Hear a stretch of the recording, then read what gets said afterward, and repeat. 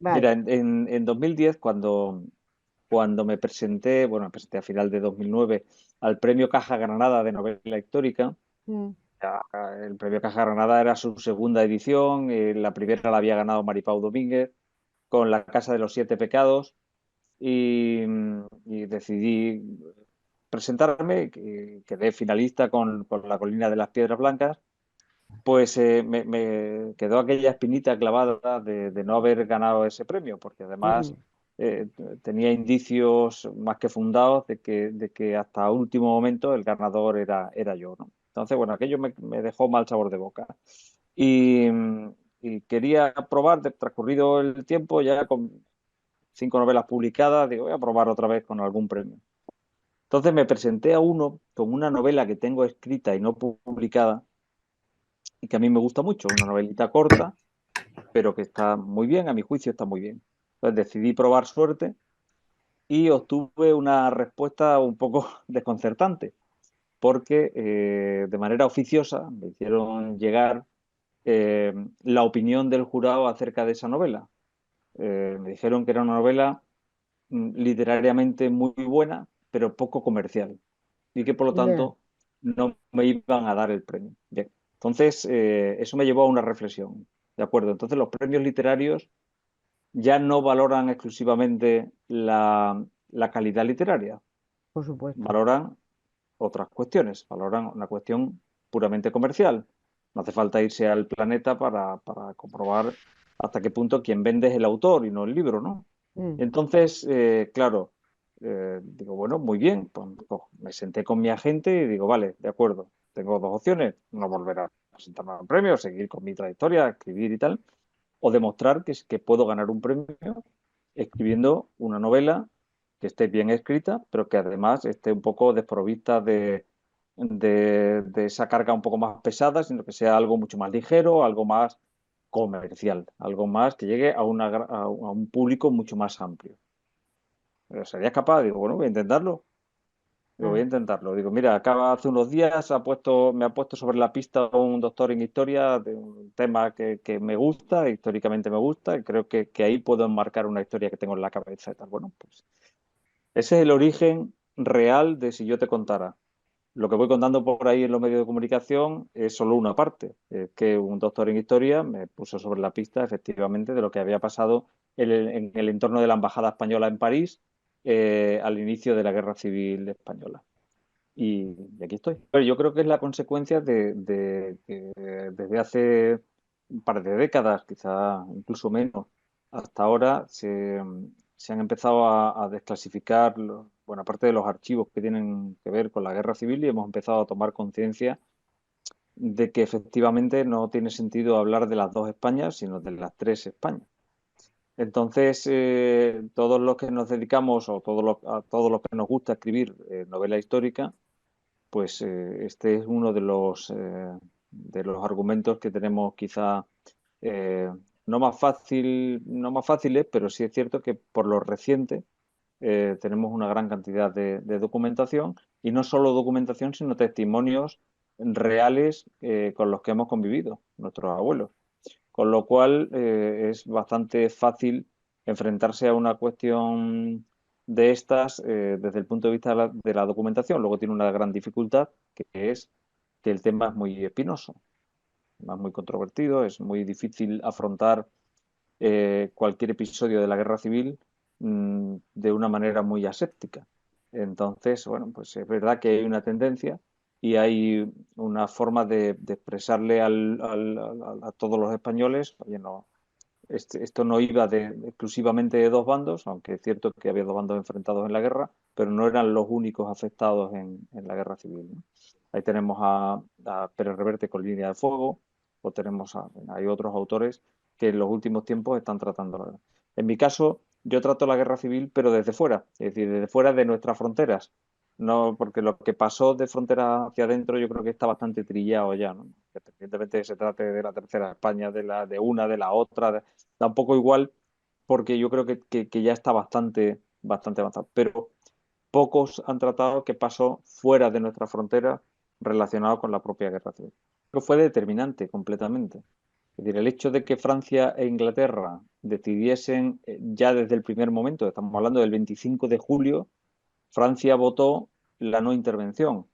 El 25 de julio, había pasado una semana y pico, Una ¿no? semana, sí. Entonces, claro, en una semana ya Francia decidió, es verdad que luego tuvo hubo muchas idas y venidas, pero ya el 25 de julio votaron la no intervención. Con lo cual, el hecho de que Francia e Inglaterra no quisieran apoyar al gobierno de España, al gobierno de la República, en aquel momento, vamos a hablar del gobierno de la República, aunque la República no era más que un régimen, de una forma de gobernarnos. En el gobierno en ese momento actual para España, es decir, las tropas gubernamentales si hubieran recibido la ayuda de Francia y de Inglaterra, todo se habría equilibrado mucho más en los primeros momentos. Pero los primeros momentos ya fueron determinantes. Al menos todo el avance de las tropas de los sublevados desde Sevilla hasta Toledo, prácticamente, que fue muy rápido, todo eso se habría equilibrado si Francia e Inglaterra hubieran decidido apoyar a las tropas gubernamentales. No fue el caso, mientras que Alemania e Italia, desde el primer momento, incluso antes, ya estaban apoyando a una parte del bando sublevado. En concreto, fue el general Franco quien tomó la iniciativa por sí.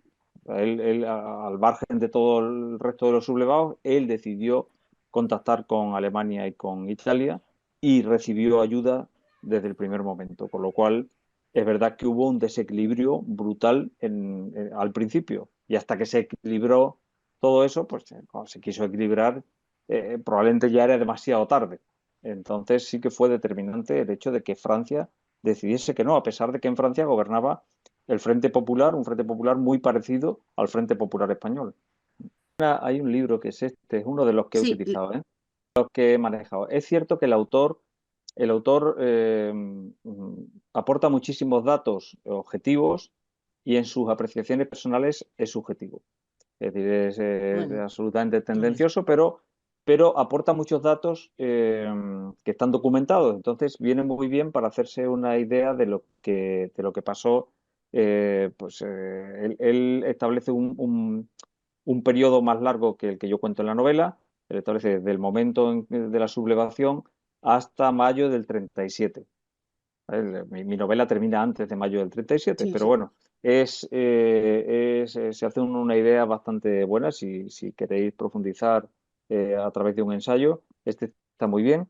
Y luego hay otro que es que fue, el autor es el historiador que me puso sobre la pista de esto, que es su tesis doctoral.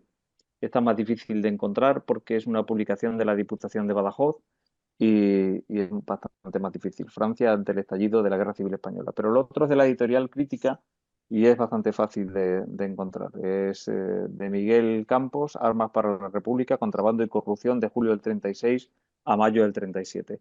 Luego ya, pues, lógicamente cuando escribes una novela manejas mucha más información, pero ya para ambientar el asunto, ¿no? Como era Berlín en aquellos días de agosto del 36, cuando se estaban celebrando las Olimpiadas, y Jesse Owens con 4 medallas de oro tenía que protegerse de las chicas alemanas que querían cortarle con unas tijeras la ropa deportiva, o cómo era el París de aquellos días en que se estaban preparando para la Exposición Internacional de 1937. Es decir, pues, para ambientar todas esas cosas, como era el Madrid de julio del 36.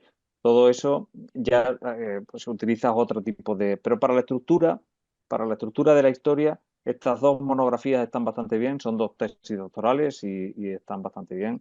Ya digo que yo creo que uno más que el otro son tendenciosos cuando emiten su opinión personal, pero en la parte exclusivamente histórica están muy bien. El gobierno español en aquel momento, viéndose perdido, digamos, viendo que no conseguían un suministro de armas adecuado para defenderse, pues lo intentaron todo, incluido la compra de armas al régimen nazi. ¿Qué pasaba entonces con el régimen nazi? Pues que estaban en el periodo de entreguerra, estaban en pleno programa de rearme. Es decir, Hitler encomendó a Goering que llevase a cabo el programa de rearme y para eso hacía falta dinero, hacía falta mucho dinero. Entonces no le hacían ascos al dinero de la República Española. la República Española, el gobierno que permaneció en Madrid en un primer momento eh, tenía todas las reservas del Banco de España, de oro del Banco de España, no solo de oro, sino también de divisas, y entonces con eso pues intentó pagar un avión de las líneas aéreas postales españolas, llevó 144.000 kilos de libras de oro al Banco de Francia, las depositó en el Banco de Francia para pagar desde ahí todas las compras de armas en un primer momento. Luego llevó otras cantidades posteriores, pero en un principio llevó esas 144.000 libras para intentar comprar inmediatamente en Francia, a pesar de que Francia apostó por la no intervención. Ellos intentaron que Francia, aunque fuese de forma clandestina, le vendiese todo lo que pudiera. Lo intentaron con Bélgica, lo intentaron con otros países del entorno mediterráneo y lo intentaron con Alemania y lo consiguieron. Bien, es verdad que tal como refleja la novela, en un primer momento le dijeron que no, utilizando como pretexto el secuestro de un avión alemán en Azuaga, en la provincia de Badajoz, y la detención de toda la tripulación. Pero luego, a través de armadores griegos, establecieron una trama para meter armas en la costa mediterránea que estaba del lado de las tropas gubernamentales. Y por ahí eh, el régimen nazi suministró armas también a un precio alto para la defensa de la República, mientras que con los sublevados trabajaban a crédito. No les cobraban, a los otros les cobraban por adelantado y cantidades muy altas, y a los otros no. Los otros, incluso en algunos casos, con el ánimo de probar el armamento en España, ni siquiera les cobraban. Está claro que finales del siglo XIX y principios del XX, el tema de los pronunciamientos, desde Martínez Campos hasta el propio Sanjurjo en el 32, era siempre una permanente insatisfacción hacia el régimen que gobernase en ese momento o el gobierno que tuviésemos en ese momento. Y parecía que en el momento de la proclamación de la República, que ya fue cuestionada, bastante cuestionada a partir de las elecciones del 31, pues de las municipales del 31, pues, pero bueno, parece que se había aceptado incluso por buena parte de los monárquicos, ¿no? Y tal, y parece que la cosa iba medianamente bien, pero se estropeó como siempre. Es decir, no habíamos tenido ni un momento de sosiego en todo el siglo XIX y tampoco lo tuvimos a principios del siglo XX hasta el 36. Todo fue un desastre, y del 36 al 39 pues más todavía, y en la posguerra pues todo un desastre. En fin, parece que España no había tenido nunca sosiego, ¿no? Pero en el caso de la República, del régimen republicano, no me refiero al gobierno concreto del Frente Popular, sino a la República como régimen, como forma de gobierno, ¿no? Es decir, la República, para que hubiese para que hubiese perdurado y hoy en día España fuese como Francia o como Portugal, una república, pues primero no tenía que haber ocurrido la guerra, está claro, y segundo, tenía que haber habido un mayor afán de pacificación, y para eso tenía que haber ocurrido lo que ocurre ahora, que hubiésemos tenido una mayor proporción de la población española en la clase media. Es decir, en aquel momento las clases estaban muy, muy, muy diferenciadas. Es decir, solía coincidir además que las clases adineradas coincidían con los monárquicos, mientras que las clases más pobres solían apoyar a la República. En fin, era un auténtico desastre, ¿no? Entonces, efectivamente, estaba abocada a perderse. Pero claro, lo que nadie esperaba era una guerra civil. Eso estaba más claro que el agua. Nadie esperaba eso. Es decir, ni siquiera los propios sublevados en el 36 esperaban una guerra civil. Ellos pensaban que iba a triunfar el golpe, como todo aquel que había dado un golpe de Estado esperaba triunfar. Luego casi nadie triunfaba nunca, pero estos esperaban triunfar y no esperaban una división tan grande, no esperaban un fracaso tan parcial dentro del arco nacional. Entonces, pues nada, pues claro, se fue al garete. ¿Qué pasó? Que el gobierno de la República, que entendía que era legítimo porque había emanado de unas urnas, es decir, de una mayoría parlamentaria, etcétera, no esperaba nunca que países como Francia o Inglaterra no fuesen a apoyarla. Sí, pero claro, resulta que todas las cosas tienen su explicación y en aquel momento de entreguerras, después de la malísima experiencia de la Primera Guerra Mundial, pues a Inglaterra le daba miedo, un miedo atroz que Alemania e Italia, por llamarlo así, se enfadasen. Es decir, que Alemania e Italia iniciasen una guerra a nivel europeo, que al final se inició. Pero ellos en ese momento tenían un miedo atroz. Porque, claro, Inglaterra le dice a Francia, oye, que si esta guerra de España se extiende al resto de Europa, como tú apoyes a España, conmigo no cuentes para apoyarte cuando todo esto ocurra, ¿eh? Que aquí hay que mantener la paz, así que deja que los españoles se maten entre ellos, pero tú no te metas. Y Francia eh, le hace caso. Le hace caso por miedo a una guerra en Europa que a la postre se originó. No tardó mucho. Así que, claro, se dieron esas circunstancias, tal vez en otras circunstancias diferentes, sin una revolución rusa en el 17, sin un miedo atroz de los americanos a esa revolución rusa, sin el miedo de Inglaterra a Alemania y a Italia, etcétera, pues a lo mejor todo habría ido de otra manera.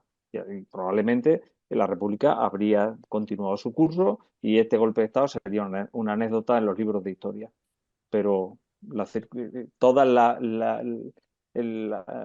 toda la situación internacional hizo que efectivamente que muriese la República, que nos abocase a una guerra civil y a una dictadura de 40 años. Pues para mis personajes principales, es decir, este matrimonio, Luz y Armando, eh, he vertido en ellos, digamos, un poco lo que desde pequeño he venido escuchando en, no sé, decenas de historias, por no decir cientos de historias, pero por lo menos decenas de historias de casos reales que tuvieron lugar en esos años, ¿no? De la Guerra Civil. Es decir, cómo las personas se transforman o sacan de dentro, a veces lo mejor, pero casi siempre en las guerras lo peor, cuando se encuentra en situaciones extremas. Entonces, claro, es decir, una persona que casi pues, le importaba un bledo la política, jamás hubiera imaginado que iba a empuñar un arma, etcétera, etcétera, como Armando, por ejemplo, o la propia Luz, pero Ujú. centrémonos en Armando, cómo esa persona acaba implicado en una trama de compra de armas, en este caso para los sublevados, y cómo es capaz de hacer cualquier cosa ya ha llegado el punto en que lo ponen en situaciones extremas, ¿no?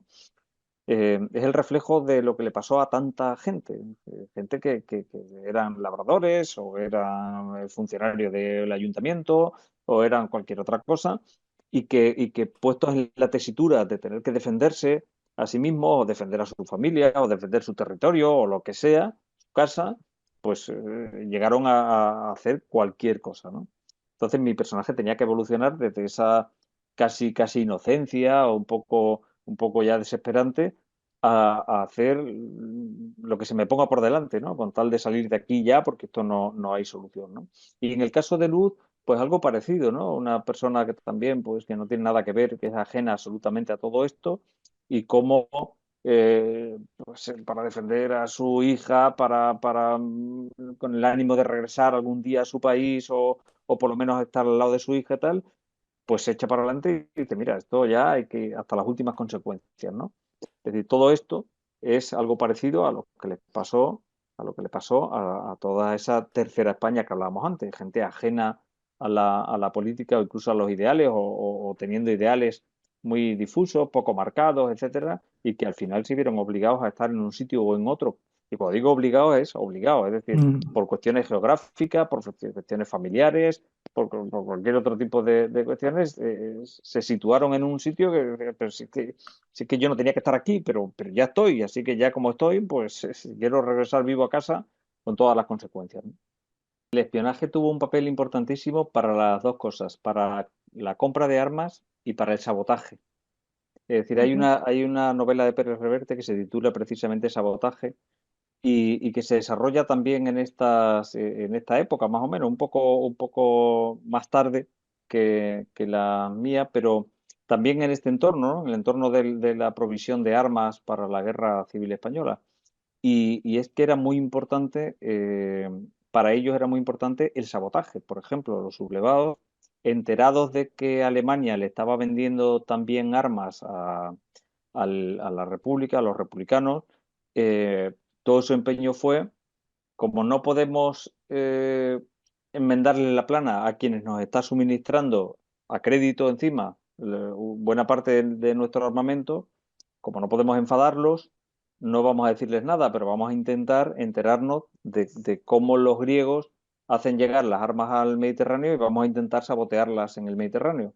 Y en eso pusieron un gran empeño los sublevados, en que las armas nazis no llegaran a la República y se desviasen hacia puertos afines a los sublevados. Por Y, ejemplo, y, tam- es uno de los muchos ejemplos. sí, y también las armas francesas que viajaban de forma clandestina También intentaban también interceptarlas, pero los intentaban republicanos también, interceptarlas. es decir, los republicanos también intentaban Sí, interceptar era un tira y afloja entre ambos bandos. todo, es decir, una parte asegurarse el suministro y por otra parte intentar sabotear el suministro del contrario. No me ha costado porque buena parte de los personajes son reales, son personajes que existieron, entonces son, por decirlo así, un adorno, es decir, son personajes necesarios para que mis personajes de ficción vayan pasando por donde yo quiero que pasen, ¿no? Pero, por ejemplo, si quiero que Luz se entreviste con Goering, pues tiene que acompañar a quien sí de verdad se entrevistó con Goering, que fue el teniente coronel Luis de Riaño, ¿no? Entonces, digamos que muchos de ellos, pues eso, son personajes que existieron en realidad y que pasaron por todos esos lugares. El resto, mis personajes de ficción, fundamentalmente, pues no solo Armando y Luz y la niña, sino también pues Cora Januf, Ricardo Dardi, y pocos más. El resto son personajes que realmente están ahí un poco para ayudar a estos cuatro a tener todo su periplo, ¿no? A Yo, recorrer todas estas ciudades. No, en realidad es que yo creo que todos tenemos nuestras luces y nuestras sombras. Es verdad que hay mucha gente muy buena por todas partes, ¿no? No hay, es cierto, ¿no? Pero también es cierto que en situaciones, como decía antes, extremas, como una guerra, es muy difícil que afloren los buenos sentimientos. Cuando estás rodeado de muerte, de desgracia, de ataques, de peligro, cuando estás expuesto al peligro permanente y tal, es muy difícil que te salga, o al menos a mí me lo parece, por eso a todos les sale un poco de maldad, ¿no? Muy difícil que te salga lo más, salvo a quien esté en retaguardia, gente que está digamos, no expuesta directamente a los rigores de la guerra, llevando a cabo labores humanitarias o los sanitarios que a lo mejor están en otro punto y tal, pero no sé, hay un libro que me llamó mucho la atención que se titula Anatomía del valor de Lord Moran, que fue un médico que participó en la Primera Guerra Mundial y luego fue médico de, de Churchill. Y este hombre dejó escrito pues, todo lo que le había pasado, cómo trataba él a los soldados en la Primera Guerra Mundial, ¿no? Entonces, habla mucho de los trastornos de la guerra. Él se dedicaba fundamentalmente a tratar no las heridas de los soldados, sino la cabeza de los soldados. La cabeza de los soldados que habían estado en el frente, luego él los trataba porque decía que todos acababan con algún trastorno y no eran trastornos precisamente para desarrollar la bondad, venían con trastornos, pues auténticamente estaban destrozados. O sea, era gente que en esos momentos no podía hacer mm, nada en condiciones, ¿no? Y me llama mucho la atención el libro por cómo describe lo que te sale de dentro cuando ves que te matan al amigo, al compañero, a quien tú conocías de no sé cuánto, cuando ves que bombardean una ciudad donde conocías o donde estaba tu familia, cuando tal, ¿qué te va a salir en esos casos? Tienes que ser un santo de altar para que te salga la bondad ahí, ¿no? Ahí lo que te sale es lo peor que el ser humano lleva dentro, ¿no? Entonces, no quiero decir que todo el mundo fuese malo, no quiero decir que todo el mundo sea malo, pero sí hasta los mejores, hasta las mejores personas, en un momento determinado, sacan las garras y son capaces de hacer daño y es lo que ah, parece que después de estudiar muchos testimonios, parece que sale en situaciones extremas como es una guerra. Además, lo que le pasó a esa tercera España, ¿no? Que al final tuvieron que decantarse, quisieran o no quisieran. Tú dime de dónde eres. Bueno, pues soy, ya que estás tú aquí, de lo tuyo. No debería decir lo contrario, a ver si me vas a pegar un tiro, ¿no? Entonces, lamentablemente es lo que le pasó a mucha gente. Creían o no creían en los ideales de quien estaba a su lado, pero en un momento determinado, pues tenían que sumarse a uno de los dos bandos por lo que sea. He querido poner esa frase para que se vea que no exagero en la novela, es decir, oye, que es que lo dice el propio Pablo de Azcárate, ¿no? En las primeras semanas, durante las 2 últimas semanas de julio y todo el mes de agosto, la Embajada Española en París fue como un mercadillo.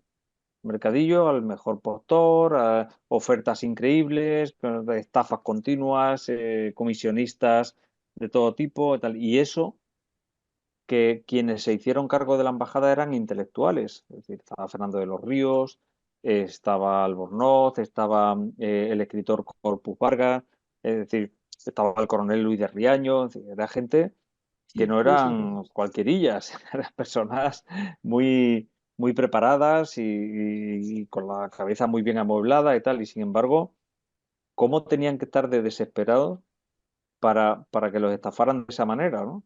Entonces, hasta el 4 de septiembre, que Largo Caballero llega al gobierno y pone un poco de orden en la embajada española en París, hasta ese momento, aquello es un desastre tras otro, o sea, un verdadero desastre. Es más, funcionaban mejor eh, los diplomáticos oficiosos, los de Quiñones de León establecidos en el Hotel Meurice de la Rivoli, funcionaban mejor que la propia embajada española en París. Un auténtico desastre. Durante todo el mes de agosto y finales de julio, un desastre.